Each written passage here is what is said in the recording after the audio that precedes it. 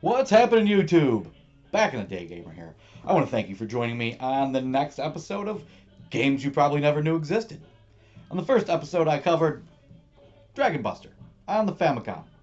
Well, for the second episode, we're going to cover Dragon Buster 2 for the Famicom.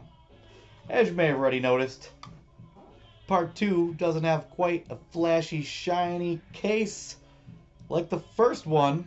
I don't know why they didn't do that. Probably a money thing, but whatever. Don't judge a book by its cover.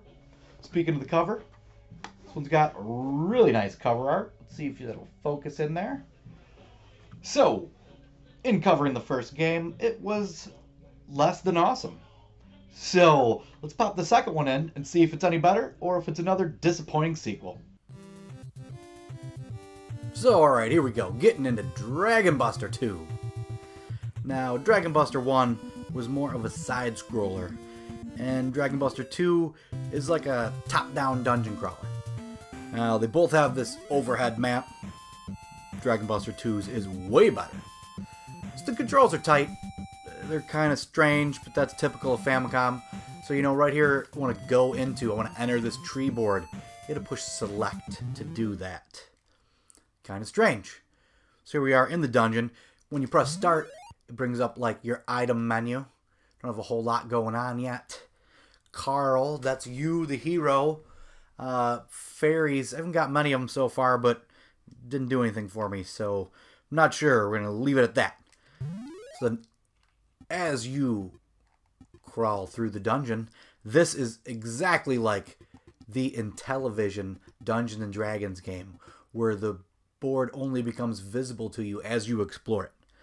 So now, pushing the A button will pick up items, but arrows are automatically picked up, which I think is extra strange. And B shoots your arrow, which is the only weapon you have. Sometimes they're flaming arrows. So there's a shield. See, it doesn't pick up automatically. You gotta push A. So you push A, and the shield is activated.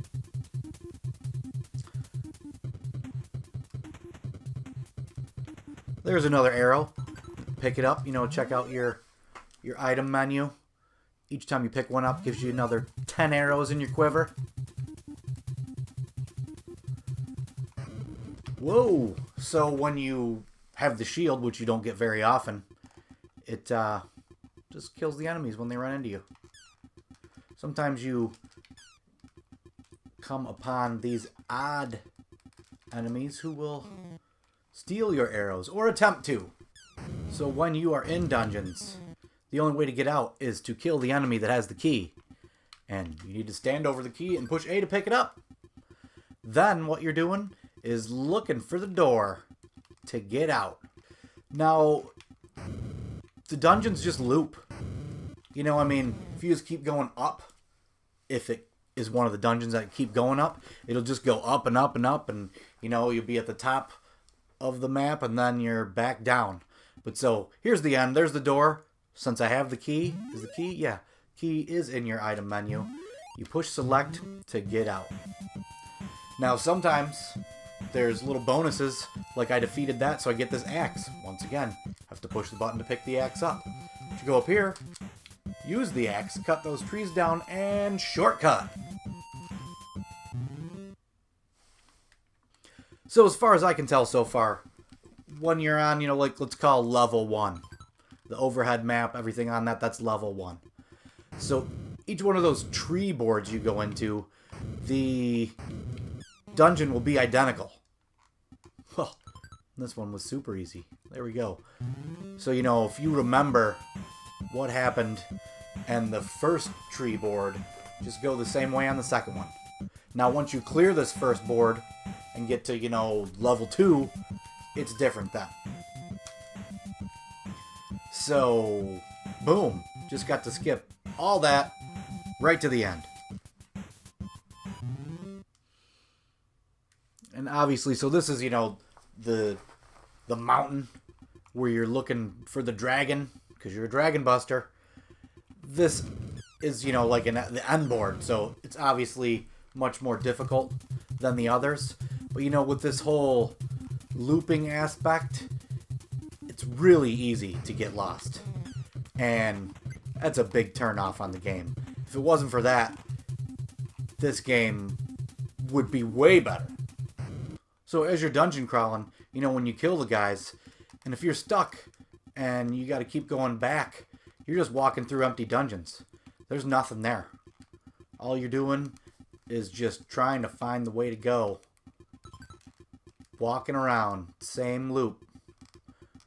You know, everything looks very similar, so it's difficult to know where exactly you're going. Whoa, whoa, whoa. So your life meter thing is like when you get hit, you change colors. So far, the only thing I've found to replenish your life are these pools here. And, you know, it was red before I defeated that dinosaur guy, which is a weird enemy to be fighting. But when you defeat him, it turned blue and you can jump into it. It's like the Fountain of Youth. Changed me back to my original light blue color. So, since I've played this before, I know we are coming up to the end boss here. The dragon. And I don't know, sometimes it's easy, sometimes it's tough. Another thing I forgot to mention was... So, since the dragon killed me the first time, this is something weird. Like, say, I think he takes like 6 hits or something. So, however many times I hit him that first time, it's still... He already had that damage taken off him, so I only had to hit him 3 times there. So, there you go. Busted the dragon. Here you get a little cutscene.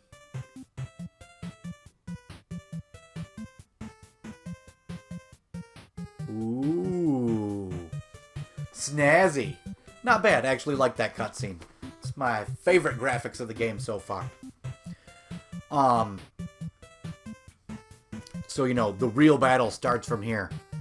So it looks like this is just a game that is just going to keep same thing happening over and over. Now, this level 2, I have completed this one. So we'll cut right to the end right now. Let you take a look at it. So here's what happens when you defeat the second dragon, who is red. Looks a little different. A little bit of improvement on the graphics. And a little bit of improvement on the end cutscene. So this game does have a password system, which is cool. You know, there's no save, obviously, so it's good that there's a password. So pros and cons. I think I like the side-scrolling better in the first one, as opposed to that top-down dungeon crawler, because like I said, it's so easy to get turned around and lost, and you just keep walking the same spots over and over. That was really annoying. The controls have definitely improved from the first one in the second game. There's no more of the horrible knockback that you had in the first one. Part 2 has better graphics. Which one do I like better? I honestly can't decide. I don't know. Neither of them are great games. They're not terrible. I think I like the second one just a touch better. I'm not sure. Let me know what you think. If you haven't checked out that first video yet, jump right in the playlist. Check it out.